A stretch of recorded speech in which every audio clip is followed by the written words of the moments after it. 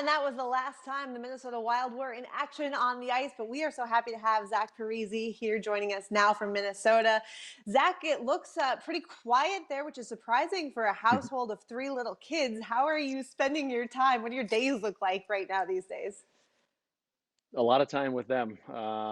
They're right now they're in kindergarten, so their schoolwork isn't too crazy, but they've got a little school in the morning that we help them out with, and then at least it's starting to warm up a little bit, so we're able to get outside and enjoy the weather. But we try to find different things every day to keep these guys busy. They need to keep moving.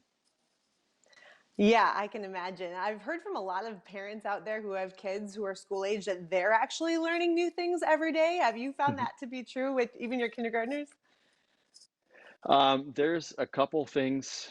They go to a Catholic school, so when they're doing their religion stuff, I'm learning a lot from that subject. But like I said, their stuff isn't too strenuous right now, so we're not getting into the multiplication or any of the math stuff that I think is going to be a little tougher for me.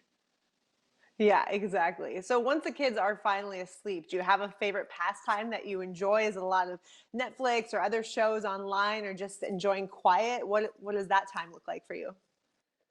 I think when they finally end up going down, just anytime between 7:30 and 8, there's a nice silence in the house for a little while, and we usually flip on the TV for a little bit and watch whatever. Maybe we watched that Michael Jordan The Last Dance last night, so we're hooked on that for now.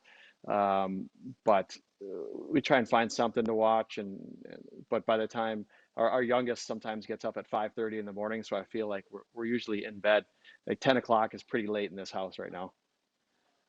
5:30 in the morning, man. Yeah, that's like back in the day when you probably had early practice in the morning before I anyone else know. was even awake.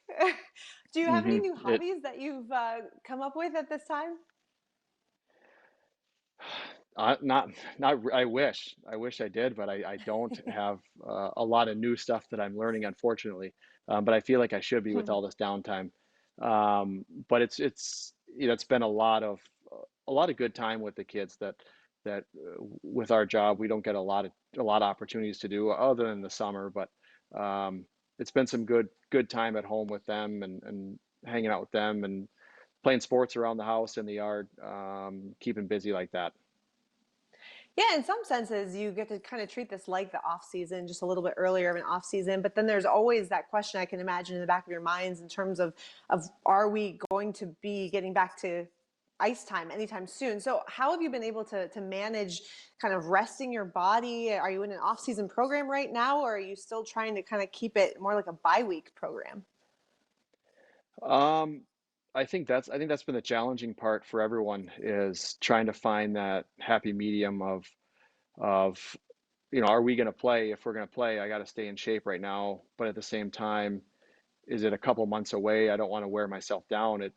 It's hard to know exactly what to do. So, I've been working out 3 times a week, and as far as weights go, and then doing other stuff a couple other times. But it's I just think that unknown, at least in the off season, okay, I'm training for September. Right now, we don't know when or what. We're just told to stay ready, and I don't know if anyone's got the answer as far as how hard to go or what it is right now.